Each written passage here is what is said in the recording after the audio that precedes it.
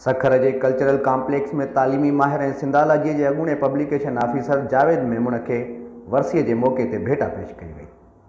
वर्सीअ में मशहूर अदीब बदर हुजण ॻाल्हाईंदे चयो त अॼोकी हिन मुख़्तसिर तक़रीब पुठियां हिकु तारीख़ आहे।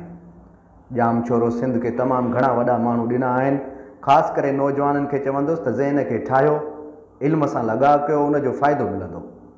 ही जहान फ़न, आर्ट, सच ऐं मुहबत जो आहे, उन सां दिली लॻाव कयो।